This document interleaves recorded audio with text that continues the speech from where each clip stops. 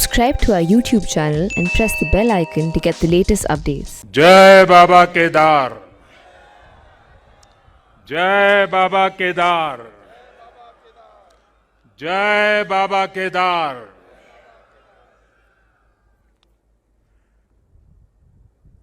दैवीय आभा से सुसज्जित इस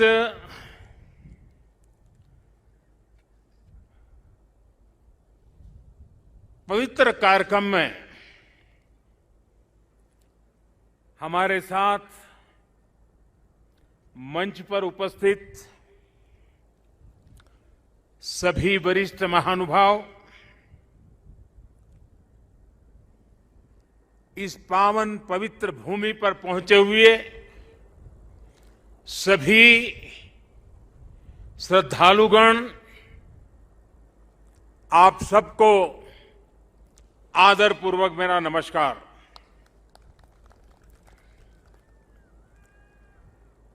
आज सभी मठों, सभी 12 ज्योतिर्लिंगों, अनेक शिवालय, अनेक शक्तिधाम, अनेक तीर्थ क्षेत्रों पर देश के गणमान्य महापुरुष,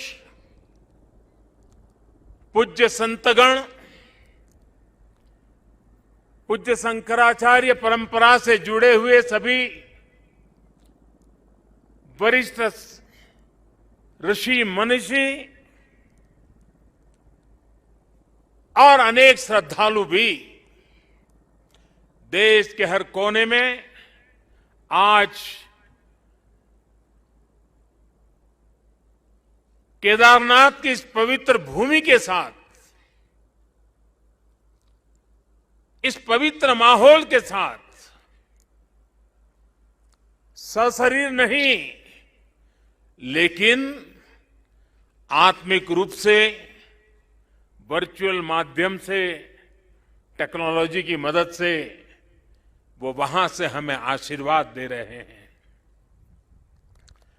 आप सभी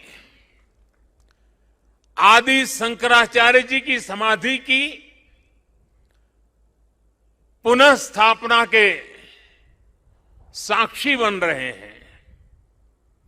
ये भारत की आध्यात्मिक समृद्धि और व्यापकता का बहुत अलौकिक दृश्य है। हमारा देश तो इतना विशाल है, इतनी महान ऋषि परंपरा है,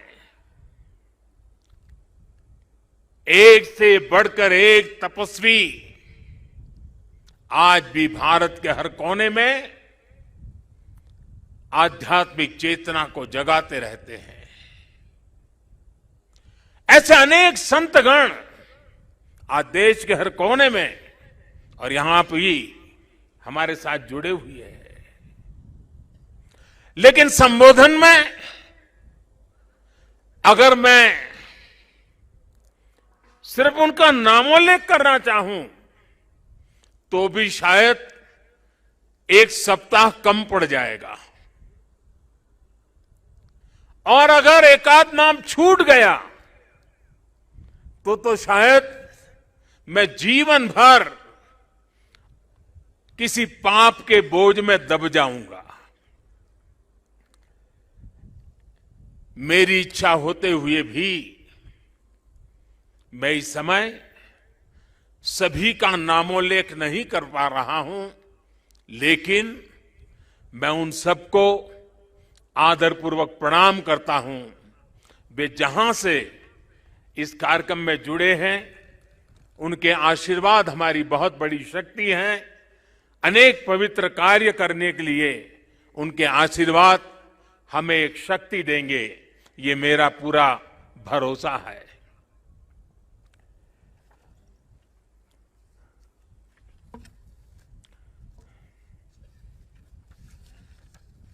हमारे यहां कहा जाता है आवाहनम न जानामि, न जानामि विसर्जनम, पूजनम चैवना जानामि क्षमस्व परमेश्वरम। इसलिए मैं हृदय से ऐसे सभी व्यक्तियों से माफी मांगते हुए इस पुण्य अवसर पर देश के कोने कोने से जुड़े शंकराचार्य, ऋषिगण, महान संत परंपरा के सभी अनुयायी, आप सबको यहीं से प्रणाम करके मैं आपका आशीर्वाद मांगता हूं।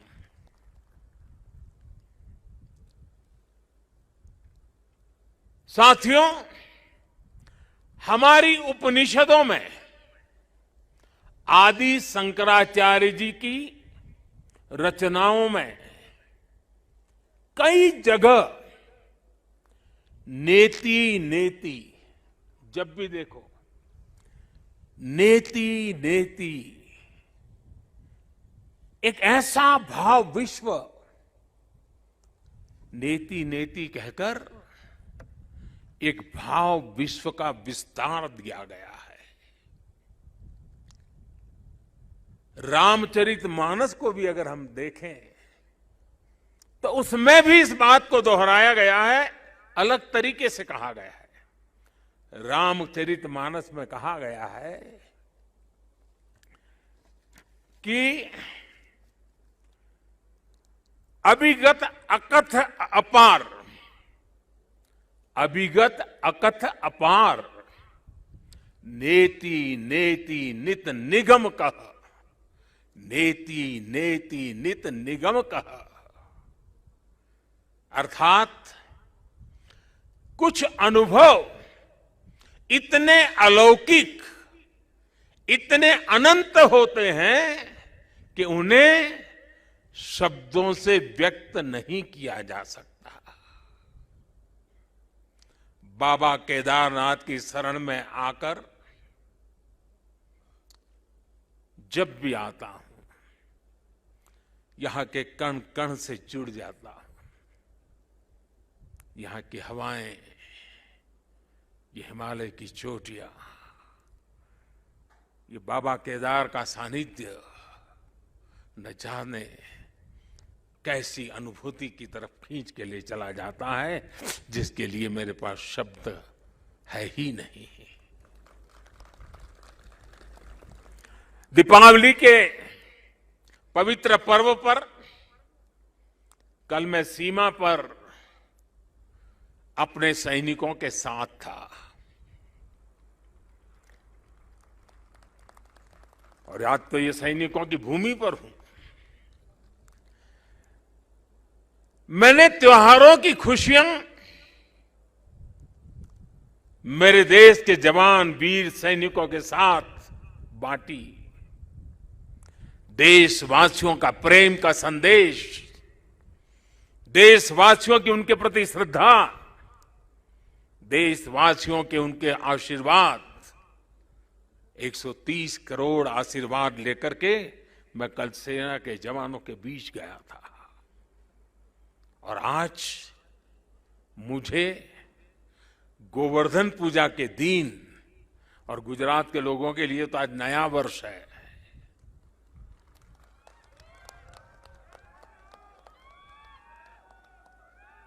गोवर्धन पूजा के दिन केदारनाथ जी में दर्शन पूजन करने का मुझे सौभाग्य मिला है। बाबा केदार के दर्शन के साथ ही अभी मैंने आदि शंकराचार्य जी की समाधि स्थान, वहां कुछ पल मैंने बिताए। एक दिव्य अनुभूति का वो पल था।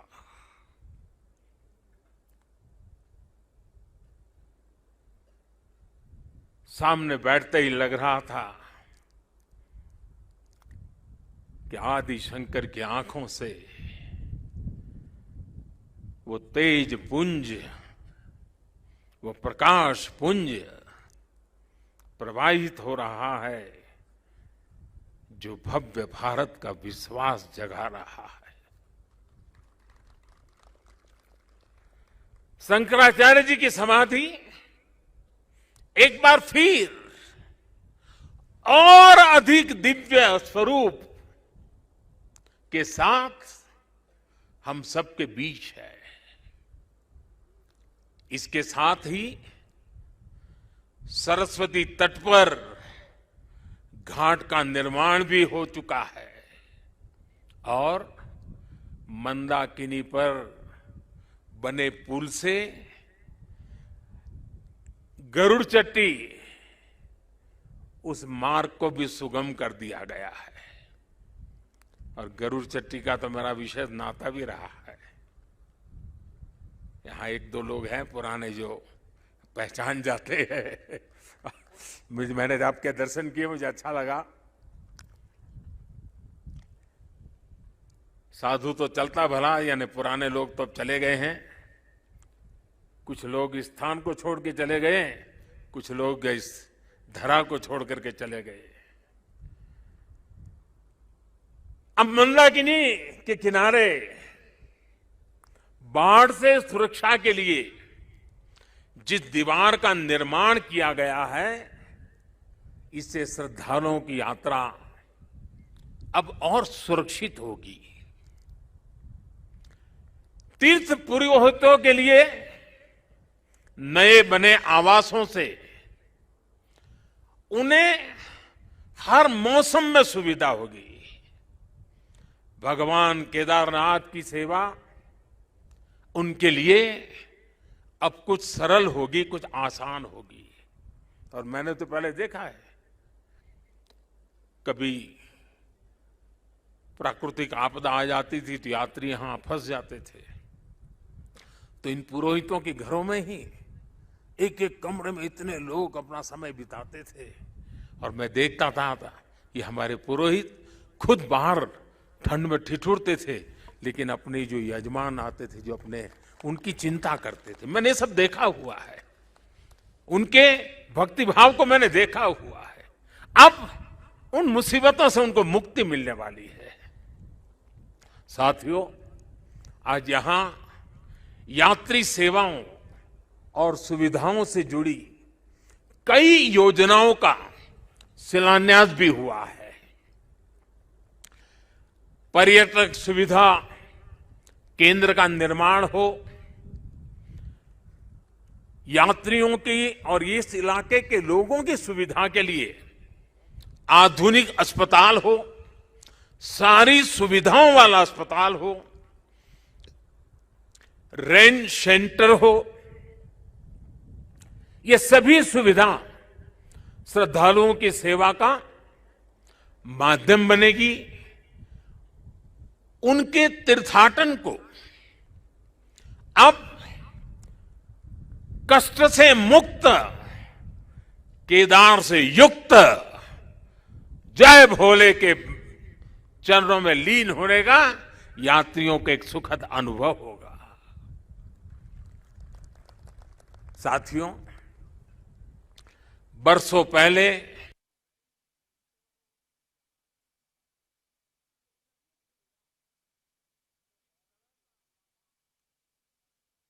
नुकसान यहां हुआ था, वो अकल्पनीय था।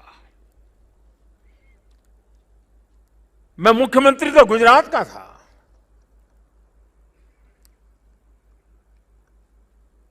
लेकिन मैं अपने आप को रोक नहीं पाया था। मैं यहां दौड़ा चला आया था। मैंने अपनी आंखों से उस तबाही को देखा था, उस दर्द को देखा था। जो लोग यहां आते थे वो सोचते थे कि क्या अब ये हमारा केदार धाम या हमारा केदारपुरी फिर से उठ खड़ा होगा क्या? लेकिन मेरे भीतर की आवाज कह रही थी, ये पहले से अधिक आन बान शान के साथ खड़ा होगा।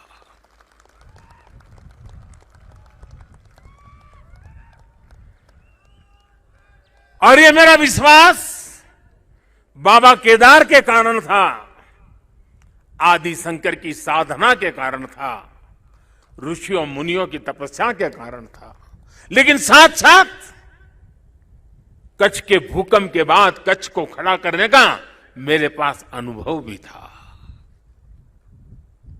और इसलिए मेरा विश्वास था, और आज वो विश्वास अपनी आंखों से साकार हुआ देखना, इससे बड़ा जीवन का क्या संतोष हो सकता है।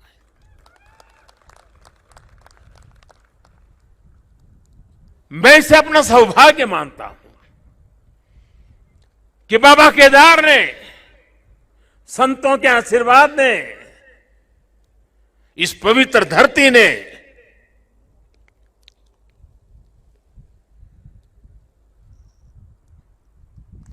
जिस मिट्टी ने, जिसकी हवाओं ने कभी मुझे पाला पोसा था, उसकी सेवा करने का सौभाग्य मिलना, इससे बड़ा जीवन का पुण्य क्या होता है।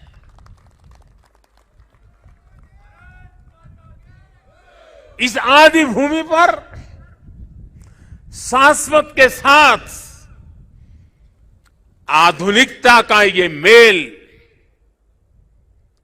विकास के ये काम भगवान शंकर की सहज कृपा का ही परिणाम है। ये ईश्वर नहीं क्रेडिट ले सकता, इंसान क्रेडिट नहीं ले सकता, ईश्वर कृपा ही इसकी हकदार है।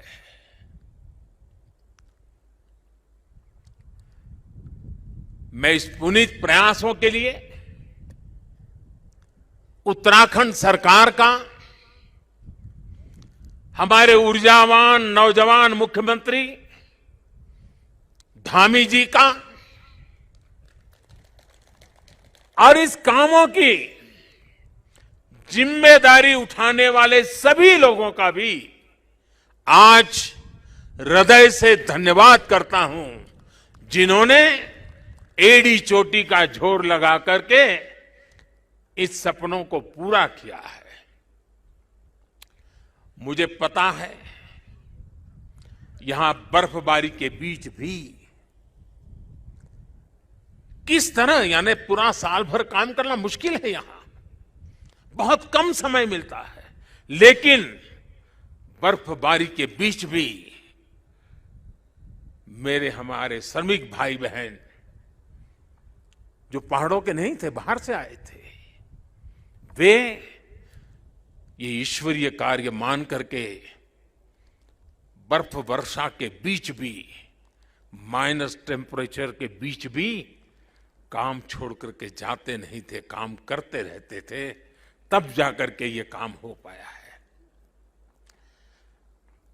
मेरा मन यहां लगा रहता था, तो मैं बीच बीच में ड्रोन की मदद से, टेक्नोलॉजी की मदद से, मेरे दफ्तर से यहां का पूरा मैं या एक प्रकार से वर्चुअल यात्रा करता था।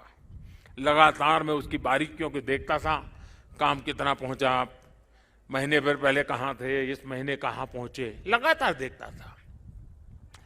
मैं केदारनाथ मंदिर के सभी रावल और सभी पुजारियों का भी आज विशेष रूप से आभार प्रकट करना चाहता हूं, क्योंकि उनके सकारात्मक रवैये के कारण, उनके सकारात्मक प्रयासों के कारण, और उन्होंने परंपराओं का जो हमारा मार्गदर्शन करते रहे, उसके कारण हम इसको, इस पुरानी विरासत को भी बचा पाए और आधुनिकता भी ले पाए। और इसके लिए मैं इन पुजारियों का, रावल परिवारों का हृदय से आभार व्यक्त करता हूं।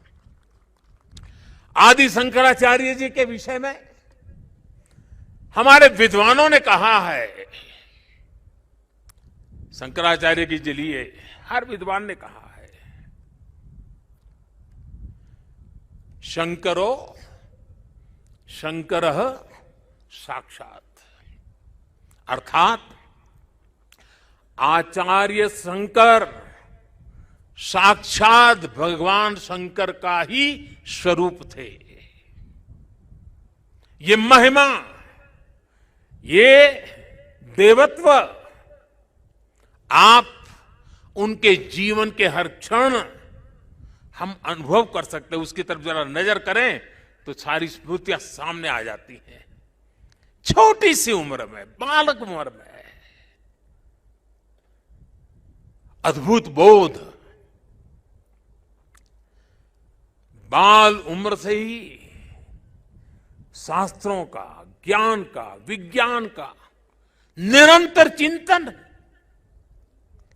और जिस उम्र में एक साधारण मानवी साधारण रूप से संसार की बातों को थोड़ा देखना समझना शुरू करता है, थोड़ी जागृति का प्रारंभ होता है, उस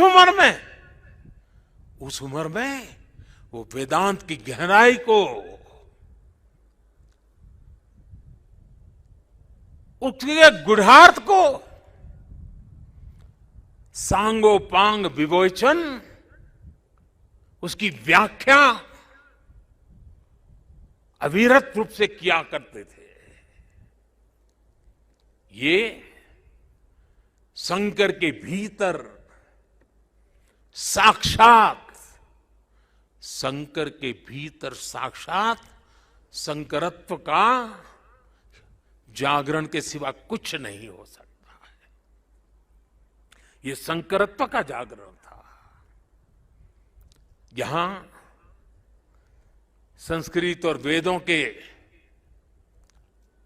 बड़े बड़े पंडित यहां भी बैठे हैं और वर्चुअली भी हमारे साथ जुड़े हैं। आप जानते हैं कि शंकर का संस्कृत में अर्थ बड़ा सरल है। शंकर का अर्थ संस्कृत में होता है शम करोति स शंकर, यानी जो कल्याण करे वही शंकर है। इस कल्याण को भी आचार्य शंकर ने प्रत्यक्ष प्रमाणित कर दिया था। उनका पूरा जीवन जितना असाधारण था, उतना ही वो जनसाधारण के कल्याण के लिए समर्पित थे। भारत और विश्व के कल्याण के लिए अहरनिश अपनी चेतना को समर्पित करते रहते थे। जब भारत राग द्वेष के भंवर में फंस करके अपनी एकजुटता को खो रहा था, तब यानी कितना दूर का संत देखते हैं, तब शंकराचार्य जी ने कहा था न मे द्वेष रागो, न मे द्वेष रागो, न मे लोभ मोह, मदो नैव मैं नैव मात्सर्य भाव। अर्थात राग द्वेष, लोभ मोह, ईर्ष्या, अहम, ये सब हमारा स्वभाव नहीं है। जब भारत की जाति पंथ की सीमाओं से बाहर देखने की शंकाओं आशंकाओं को ऊपर उठने की मानव जात को जरूरत थी, तब समाज में चेतना फूकी और आदि शंकर ने कहा न मे मृत्यु शंका न मे जाति भेद, यानी नाश विनाश की शंकाएं जात पात के भेद से हमारी परंपरा का कोई लेना देना नहीं है, हिस्सा नहीं है। हम क्या है, हमारा दर्शन और विचार क्या है, ये बताने के लिए आदि शंकर ने कहा चिदानंद रूप, चिदानंद रूप शिवोहम शिवोहम, चिदानंद रूप शिवोहम शिवोहम। अर्थात आनंद स्वरूप शिव हम ही है। जीवत्व से ही शिवत्व है। और अद्वैत का सिद्धांत, कभी कभी अद्वैत के सिद्धांत को समझाने के लिए बड़े बड़े ग्रंथों की जरूरत पड़ती है। मैं तो इतना विद्वान नहीं हूं, मैं तो सरल भाषा में अपनी बात समझता हूं और मैं इतना ही कहता हूं, जहां द्वैत नहीं है वही तो अद्वैत है।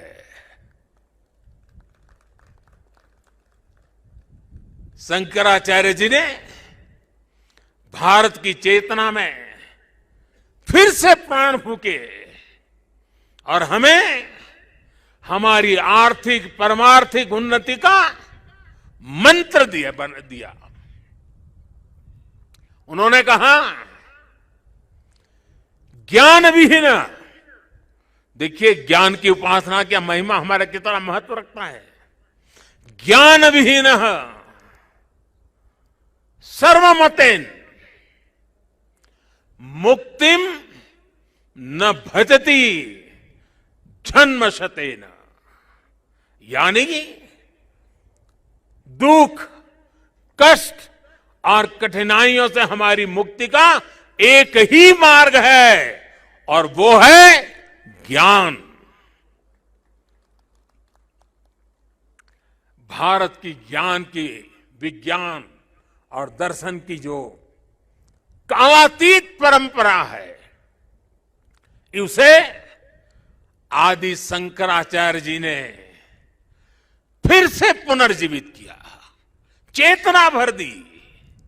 साथियों, एक समय था जब अध्यात्म को, धर्म को केवल रूढ़ियों से जोड़कर,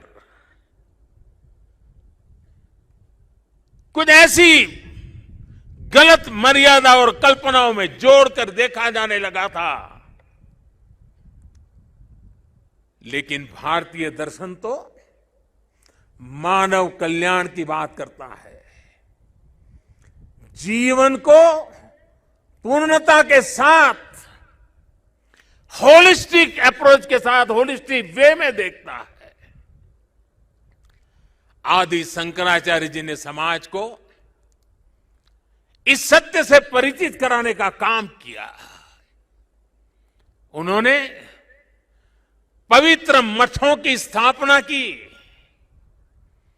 4 धामों की स्थापना की, 12 ज्योतिर्लिंगों का पुनर्जागृति का काम किया। उन्होंने सब कुछ त्याग कर देश, समाज और मानवता के लिए जीने वालों की एक सशक्त परंपरा खड़ी की। आज उनके अधिष्ठान भारत और भारतीयता का एक प्रकार से संबल, पहचान बने हुए हैं। हमारे लिए धर्म क्या है, धर्म और ज्ञान का संबंध क्या है, और इसीलिए तो कहा गया है अथा तो ब्रह्म जिज्ञासा, अथा तो ब्रह्म जिज्ञासा। इसका मंत्र देने वाली उपनिषदीय परंपरा क्या है? तो हमें पल प्रतिपल प्रश्न करना सिखाती है। और तभी तो बालक नचिकेता यम के दरबार में जाकर के यम की आंख में आंख मिला करके पूछ देता है, यम को पूछ देता है, व्हाट इज डेथ? मृत्यु क्या है बताओ। प्रश्न पूछना, ज्ञान अर्जित करना, अथा तो धर्म जिज्ञासा। हमारी इस विरासत को हमारे मठ हजारों सालों से जीवित रखे हुए हैं, उसे समृद्ध कर रहे हैं। संस्कृत हो, संस्कृत भाषा में वैदिक गणित जैसे विज्ञान हो, इस मठों ने, हमारे शंकराचार्य की इस परंपरा ने इन सब का संरक्षण कर पीढ़ी दर पीढ़ी मार्ग दिखाने का काम किया है। मैं समझता हूं आज के इस दौर में आदि शंकराचार्य जी का सिद्धांत और ज्यादा प्रासंगिक हो गए हैं।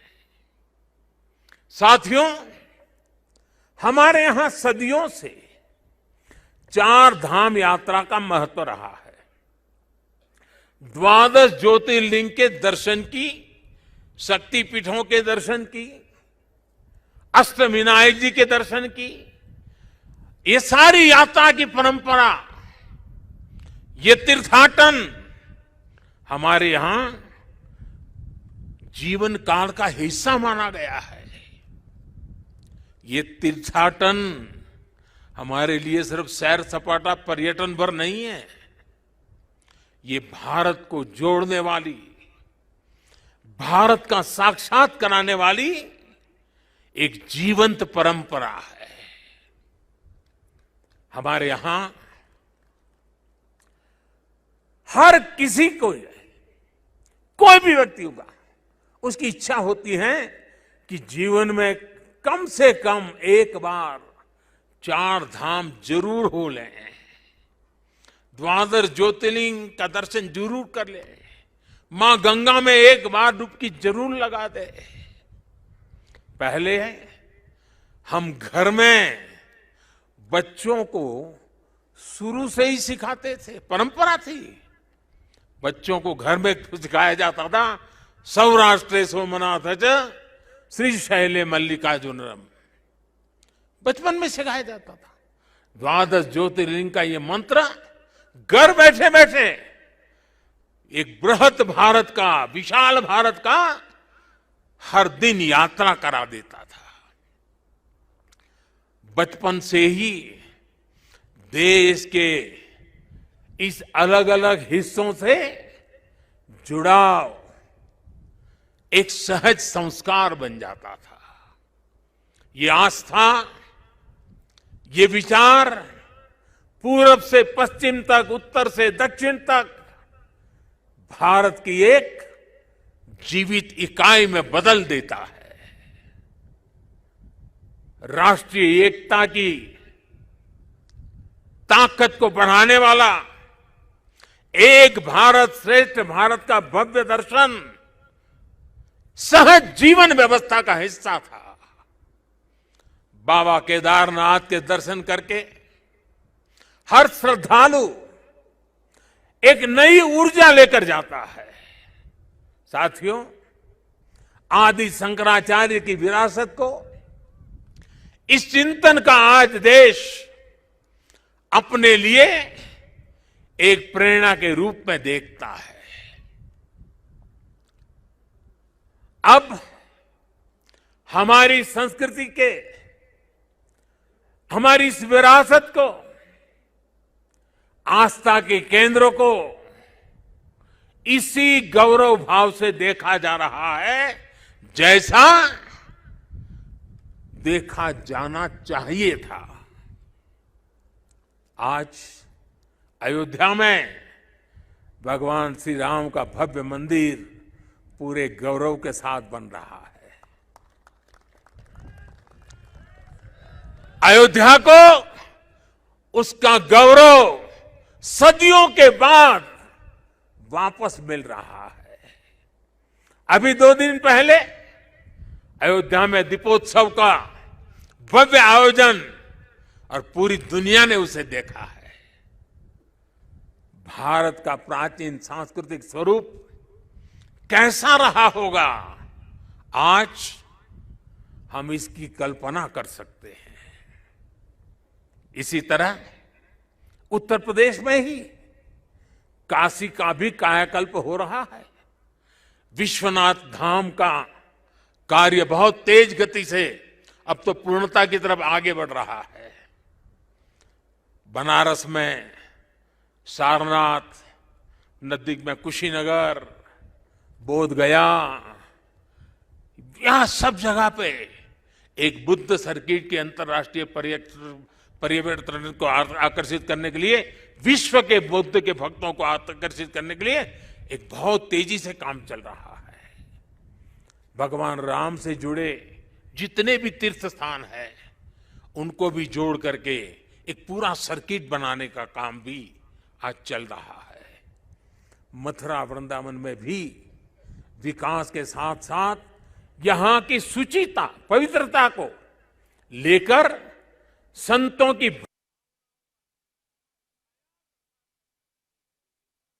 आधुनिकता की तरफ मोड़ दिया जा रहा है। इतना सब आज इसलिए हो रहा है क्योंकि आज का भारत आदि शंकराचार्य जैसे हमारे मनीषियों के निर्देशों में श्रद्धा रखते हुए, उस पर गौरव करते हुए आगे बढ़ रहा है। साथियों, इस समय हमारा देश आजादी का अमृत महोत्सव भी मना रहा है। देश अपने भविष्य के लिए, अपने पुनर्निर्माण के लिए नए संकल्प ले रहा है। अमृत महोत्सव के इस संकल्पों में से आदि शंकराचार्य जी को हम एक प्रकार से अपनी बहुत बड़ी प्रेरणा के रूप में देख सकते हैं। अब देश अपने लिए बड़े लक्ष्य तैयार करता है। कठिन समय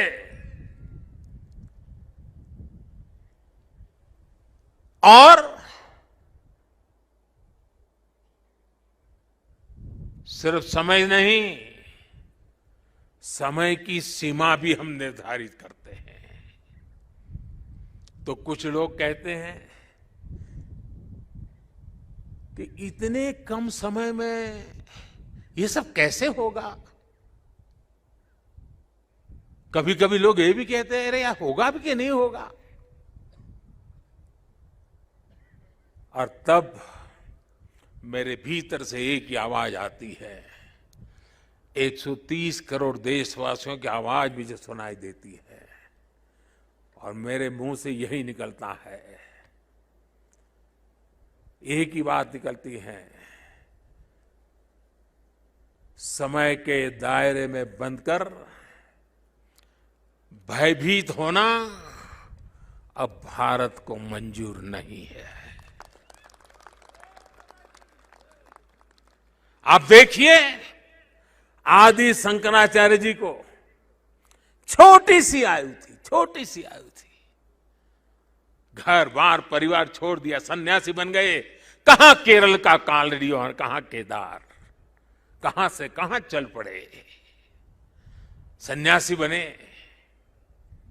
बहुत ही कम आयु में इस पवित्र भूमि में उनका शरीर इस धरती से विलीन हो गया।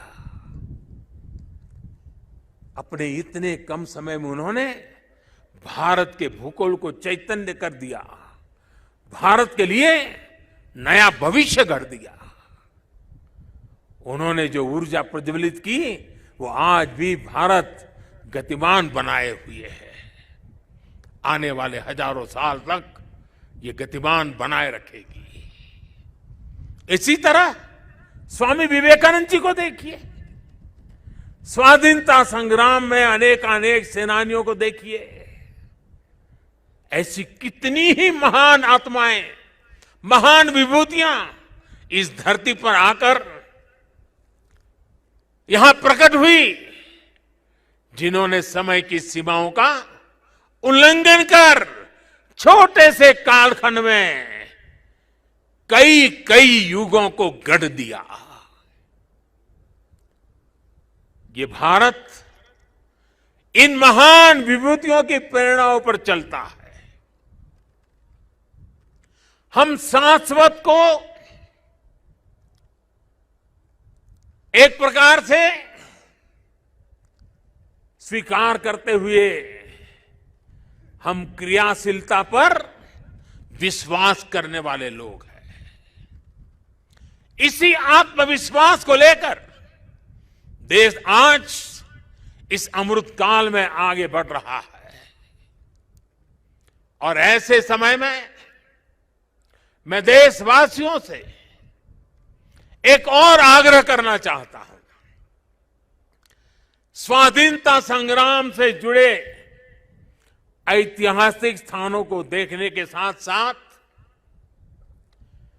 ऐसे पवित्र स्थानों को भी ज्यादा से ज्यादा जाएं, नई पीढ़ी को लेकर के जाएं, परिचित कराएं, मां भारती का साक्षात्कार करें, हजारों साल की महान परंपरा की चेतना को अनुभूति करें।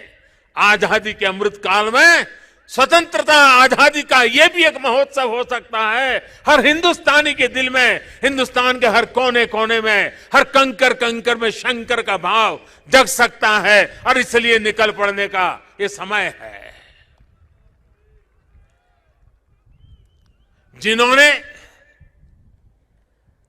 गुलामी के सैकड़ों वर्षों के कालखंड में हमारी आस्था को बांध करके रखा, हमारी आस्था को कभी खरोच तक नहीं आने दी। गुलामी के कालखंड में ये छोटी सेवा नहीं थी। क्या आजादी के कालखंड में उस महान सेवा को उसको पूजना, उस पर तर्पण करना, वहां तप करना, साधना करना, क्या हिंदुस्तानी का नागरिक का कर्तव्य नहीं है? और इसलिए मैं कहता हूं, एक नागरिक के तौर पर हमें इन पवित्र स्थानों को भी दर्शन करने के लिए जाना चाहिए। उन स्थानों की महिमा को जानना चाहिए।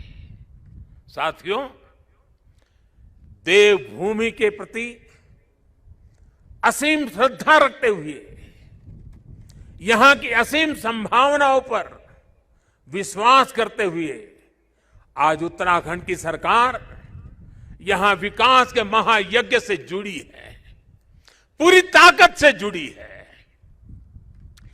4 धाम सड़क परियोजना पर तेजी से काम हो रहा है। चारों धाम हाईवे से जुड़ रहे हैं।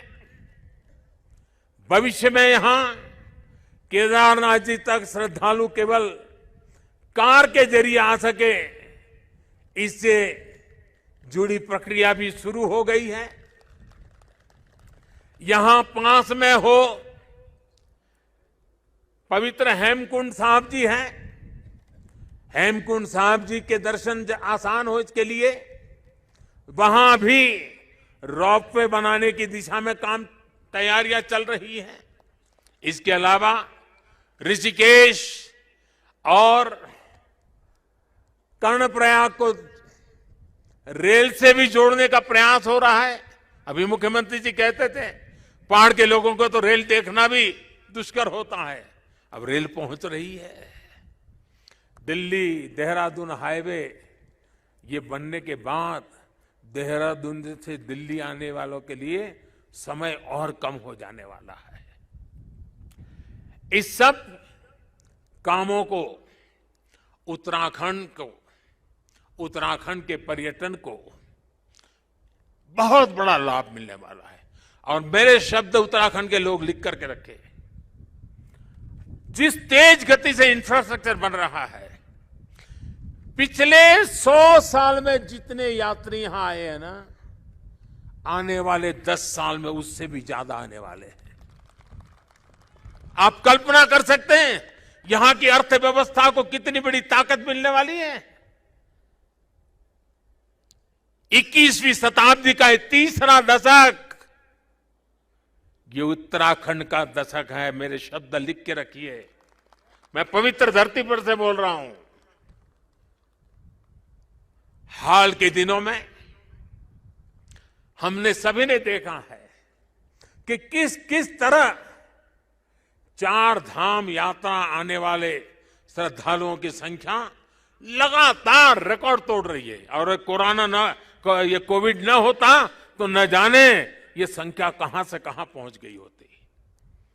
उत्तराखंड में मुझे ये भी बहुत खुशी हो रही है, खासकर मेरी माताएं बहनें। और पहाड़ में तो माताओं बहनों की ताकत का एक अलग ही सामर्थ्य होता है। जिस प्रकार से उत्तराखंड के छोटे छोटे स्थानों पर प्रकृति की गोद में होम स्टे का नेटवर्क बन रहा है, सैकड़ों होम स्टे बन रहे हैं। माताएं बहनें और लोग भी जो यात्री आते हैं वे भी होम स्टे को पसंद करने लगे हैं। रोजगार भी मिलने वाला है, स्वाभिमान से जीने का अवसर भी मिलने वाला है। यहां की सरकार जिस तरह विकास के कार्यों में जुटी है, इसका और एक लाभ हुआ है। यहां वरना तो हम हमेशा सुनते थे पहाड़ का पानी और पहाड़ की जवानी कभी पहाड़ के काम आती नहीं। मैंने इस बात को बदला है। अब पानी भी पहाड़ को काम आएगा, जवानी भी पहाड़ को काम आएगी।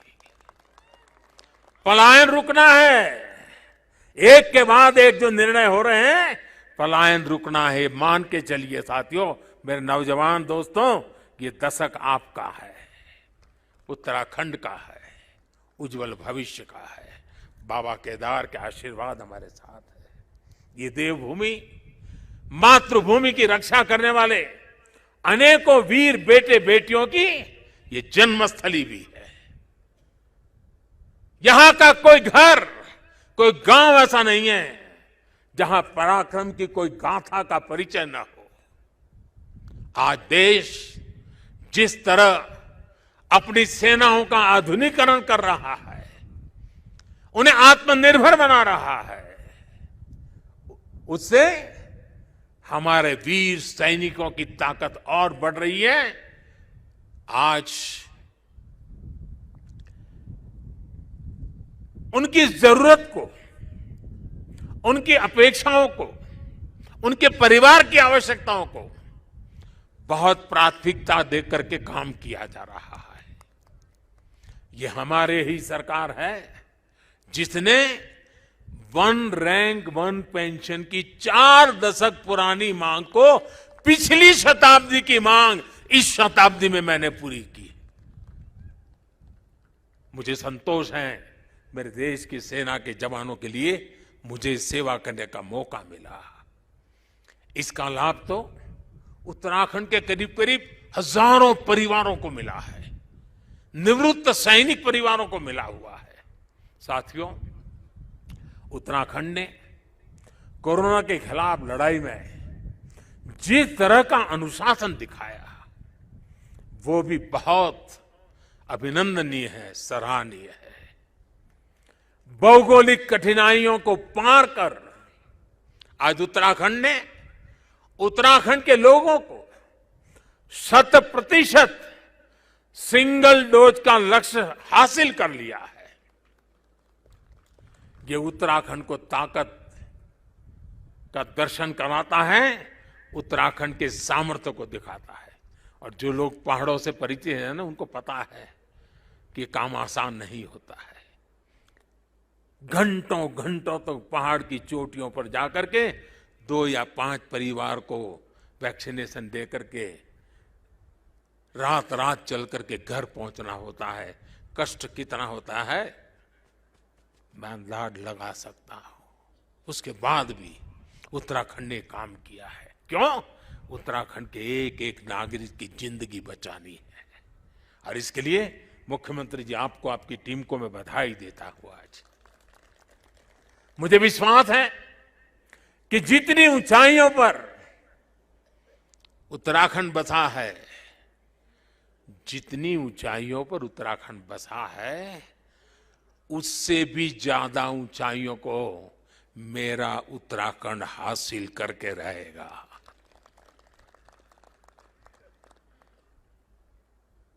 बाबा केदार की भूमि से, आप सबके आशीर्वाद से, देश के कोने कोने से संतों के, महंतों के, ऋषियों के, मुनियों के, आचार्यों के आशीर्वाद के साथ आज इस पवित्र धरती से अनेक संकल्पों के साथ हम आगे बढ़े। आजादी के अमृत महोत्सव में देश को नई ऊंचाई पर ले जाने का संकल्प हर कोई करे। दिवाली के बाद एक नया उमंग, नया प्रकाश, नई ऊर्जा हमें नया करने की ताकत दें। मैं एक बार फिर भगवान केदारनाथ के चरणों में, आदि शंकराचार्य जी के चरणों में प्रणाम करते हुए आप सभी को मैं एक बार फिर दिवाली के इस महापर्व से लेकर के छठ पूजा तक अनेक पर्व आ रहे हैं, अनेक पर्वों के लिए अनेक अनेक शुभकामनाएं देता हूं। मेरे साथ प्यार से बोलिए, भक्ति से बोलिए, जी भर करके बोलिए, जय केदार, जय केदार, जय केदार। धन्यवाद।